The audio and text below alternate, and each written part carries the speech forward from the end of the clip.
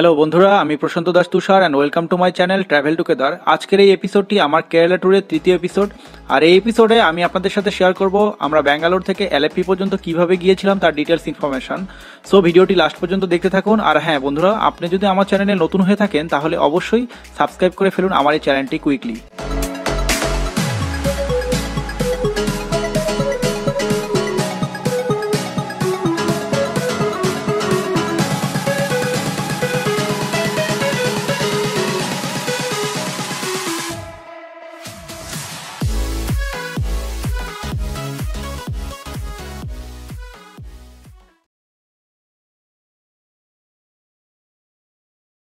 Hello everyone, this is Prashant Das Tushar. Welcome to my channel. This is the day 3 in our trip. Right now আমরা এখন ব্যাঙ্গালোর এয়ারপোর্টে। তো Bangalore airport থেকে আমরা direct কোচিতে যাব, যার কারণে আমরা ব্যাঙ্গালোর এয়ারপোর্টে ঢুকেছি আমাদের চেকিং করার জন্য। এখন সকাল 10টার মতো বাজে ইন্ডিয়ান টাইম। আমাদের 12টার সময় ফ্লাইট, আমরা 1টার সময় কোচিতে পৌঁছাবো। তো আমরা চেকিংয়ের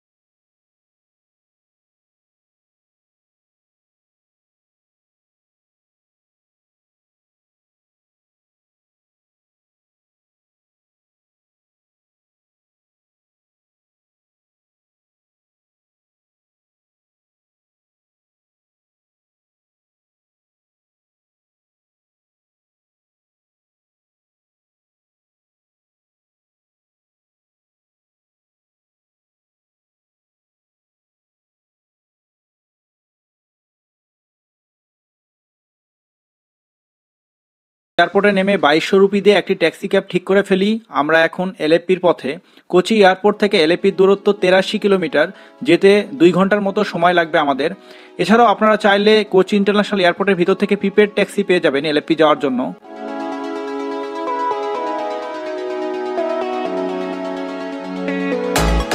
এভরিওয়ান, আমি এখন আমরা কোচিতে নেমে এয়ারপোর্ট নেমে এলএপি পর্যন্ত একটা ট্যাক্সি ক্যাব নিয়েছি, যার ভাড়া নিয়েছে উবারের রেটে নিয়েছি আমরা 2200 রুপি দিয়ে।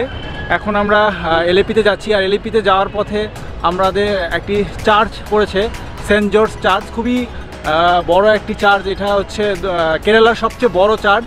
আর এটা হচ্ছে নুরু মল, এটা আবার ইন্ডিয়ার সবচেয়ে বড় মল। এটাও আমরা দেখবো একটু পরে। তো নুরু মলের খুব কাছে অবস্থিত এই চার্চটি।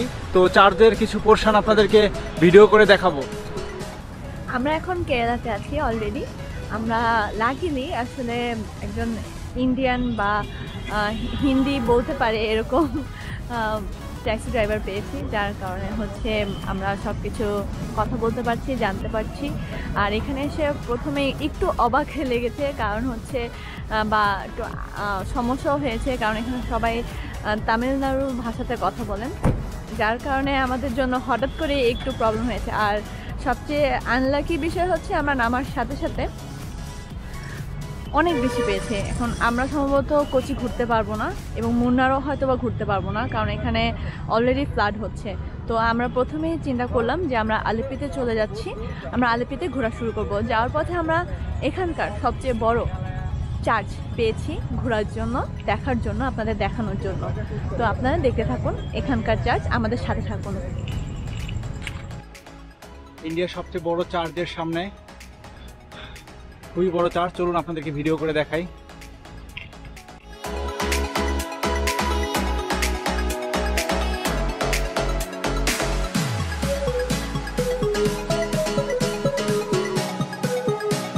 ভেতরে ফটোগ্রাফিটা অ্যালাউড না, যার কারণে আপনাদেরকে ভিডিও করে দেখাতে পারছি না।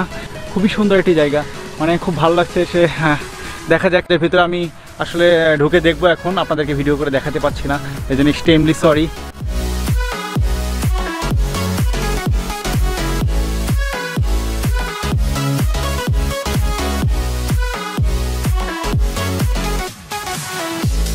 হ্যালো, আমরা অ্যাকচুয়ালি যে ড্রাইভারটা ঠিক করেছিলাম ওই দাদার সঙ্গে আপনাদেরকে একটু পরিচয় করে দিই।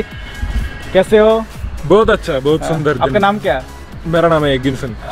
केरला तो बहुत सुंदर है, ये तो पहले ऐसा ही बोल सकता है कि हर आदमी को मन में आता है केरला तो गॉड्स ओन कंट्री है ना। और क्या है, हम तो आज कोच्चि में है, कोच्चि में थोड़ा बारिश है, पर फिर भी केरला तो बहुत सुंदर लगता है। प्रशांत सर का वो यूट्यूब चैनल है, वो पहला बार केरला में आ रहा है और आज उसका पहला वीडियो शूट कर रहा है अभी केरला से। हम यहाँ वो चर्च के आसपास है, वो केरला का सबसे बड़ा चर्च है, वो सेंट जॉर्ज चर्च बोलेगी। और वो लुलु मॉल इंडिया का सबसे बड़ा मॉल है, वो उसके आसपास ही है। हम वहाँ जाएंगे और हमको फिर आलेप्पी जाना है। आलेप्पी में वो हाउस बोटिंग है वहाँ। और केरला में जब हम देखो हर कोने में सबसे बहुत जगह देखने के लिए है, और हम वहाँ जाएंगे, सब लोग सब जगह पे जाएंगे, उसका शूट करेंगे। और आप खुद ही ये चैनल को सब्सक्राइब करना और बाइक को करना। Thank you.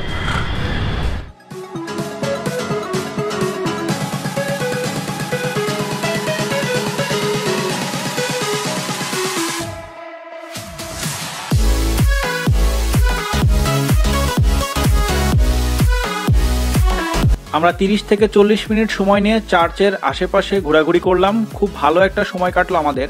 আমাদের ড্রাইভারটা খুব ভালো ছিল, মানুষ হিসাবে সে খুবই ভালো। তার সাথে আমাদের কন্ট্যাক্ট ছিল, সে শুধু আমাদের এয়ারপোর্ট থেকে রিসিভ করে এলএপি পর্যন্ত পৌঁছে দিবে। বাট তার সাথে কথা বলতে বলতে সে এক পর্যায়ে জানতে পারলো আমরা বাংলাদেশ থেকে এসেছি এবং আমরা ট্যুরিস্ট। তখন সে নিজ ইচ্ছায় আমাদেরকে এই জায়গাগুলোতে গাড়ি থামিয়ে ঘুরিয়ে ঘুরিয়ে দেখালো, কিন্তু এটার জন্য এক্সট্রা কোনো চার্জ সে রাখেনি। সে শুধু 2200 রুপি নিয়েছে আমাদের কাছ থেকে, এর বেশি সে একটা টাকাও নিল না। এর মধ্যে আমাদের চার্চ ঘোরা শেষ করে আমরা নেমে যাচ্ছি, গাড়ির দিকে চলে যাচ্ছি।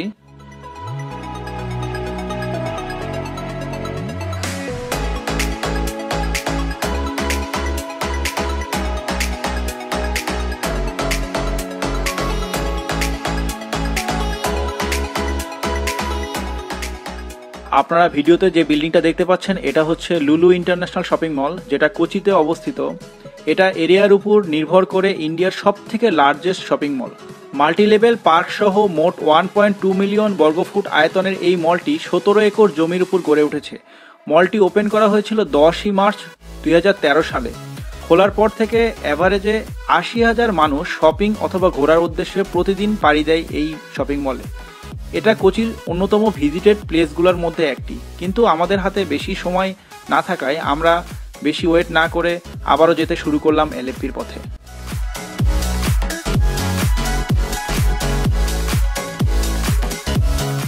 চা খাওয়ার জন্য একটা রেস্টুরেন্টে দাঁড়িয়েছি। এলএপি যেতে আমাদের আর মাত্র 10 কিলোমিটার মতো, 20 মিনিটের মতো লাগবে এলএপি যেতে। আমরা এলএপিতে একটি হোটেল অলরেডি বুকিং করে ফেলেছি। এলএপির ঠিক কাছাকাছি একটা রেস্টুরেন্ট, জাস্ট চা খাওয়ার জন্য আমরা দাঁড়িয়েছি। দেখুন আপনারা।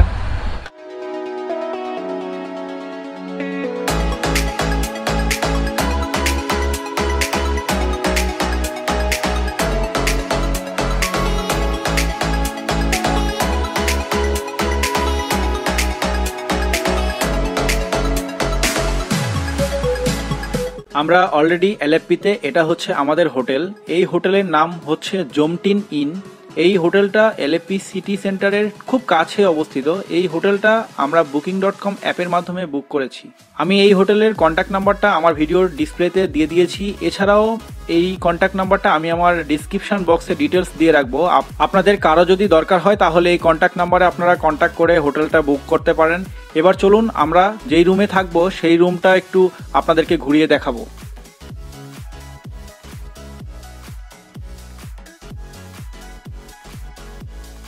এটি হচ্ছে আমাদের হোটেল রুম। এটি একটি স্ট্যান্ডার্ড ডাবল সাইজের রুম। এই রুমের ভাড়া, ভ্যাট ট্যাক্স সব কিছু মিলিয়ে 1500 রুপির মতো পড়েছে পার নাইট। দুইজন খুব ইজিলি থাকা যায়। এই হোটেলের লোকেশন এবং রুমের ভিউটা আমার কাছে খুব ভালো লেগেছে। এই হোটেলের উইন্ডোগুলো দিয়ে খুব সুন্দর রোড সাইডে কিছু ভিউ দেখা যায়। হোটেলের রুমগুলো খুবই নিট অ্যান্ড ক্লিন। এছাড়াও হোটেলের প্রতিটি রুমে ওয়াইফাই ফ্রি। যাই হোক, আমরা আর বেশি দেরি করব না। আমরা বোট হাউসে রাইডের জন্য যে ইনফরমেশন নেওয়ার জন্য বেরিয়ে যাব এখন। আর আপনারা এলএপিতে আরও কিছু হোটেল পেয়ে যাবেন। 1000 রুপির মধ্যে অনেক ভালো ভালো কিছু হোটেল পেয়ে যাবেন। আমরা এখন এলএপিতে আমাদের হোটেল থেকে বের হয়েছি, তো হাঁটাহাঁটি করতেছি যে ওদের যে গভর্নমেন্ট বোটের একটা সার্ভিস আছে সেটা হচ্ছে খুঁজতে যাচ্ছি। তাদের সাথে একটু কথা বলবো কালকে, যেহেতু আমরা বোট রাইডে বেরোবো সারাদিনের জন্য। আর এখানে এলএপির সবচেয়ে বড় আকর্ষণ হচ্ছে বোট রাইড।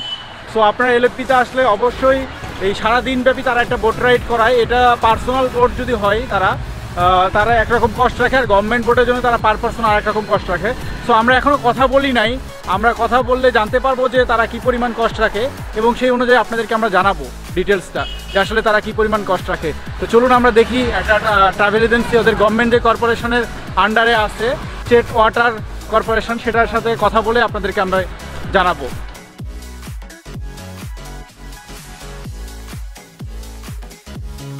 কিন্তু দুঃখের বিষয় হচ্ছে আমরা গিয়ে দেখি তাদের গভর্নমেন্ট বোট সার্ভিসের সব অফিসগুলো বন্ধ হয়ে গেছে 4:30টার সময়। তাই আমরা সন্ধ্যার সময় এলএফপি সিটির একটু পায়ে হেঁটে ঘুরে ঘুরে দেখছি। খুব সুন্দর গোছানো এবং ছোট্ট একটি সিটি এই এলএফপি। চারিদিকে খুব সুন্দর সুন্দর ফুলের কিছু দোকান আছে, দেখতেই পাচ্ছেন আপনারা।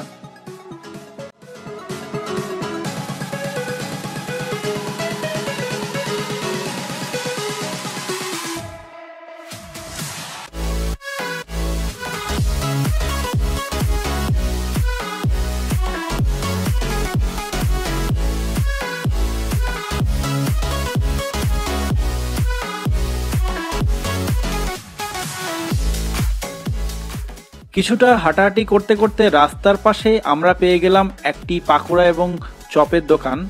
ভাবলাম এটা খেয়ে আমরা আমাদের সন্ধ্যার নাস্তাটা সেরে ফেলি। আর নতুন করে একটি প্লেসে এসে তাদের লোকাল খাবার খাওয়ার মজাই আলাদা হবে আশা করছি।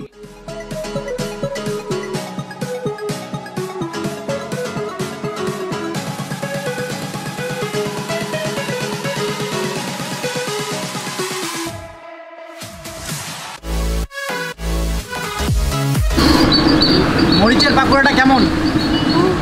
সো স্পাইসি, অসম্ভব মজা। গরম পাকোড়া আর চপগুলো খুবই টেস্টি ছিল। আর কথা বলতে বলতে আমি ভিডিও শেষের দিকে চলে এসেছি।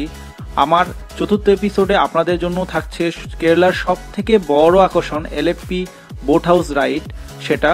আর চতুর্থ এপিসোড দেখার আমন্ত্রণ জানিয়ে আমি আমার তৃতীয় এপিসোডটি এখানে শেষ করছি। আর আমার তৃতীয় এপিসোডটি যদি আপনাদের ভালো লেগে থাকে তাহলে লাইক দিবেন এবং কমেন্ট করে আমাকে জানাবেন। আর সবাইকে অসংখ্য ধন্যবাদ আমার এই ভিডিওটি লাস্ট পর্যন্ত দেখার জন্য।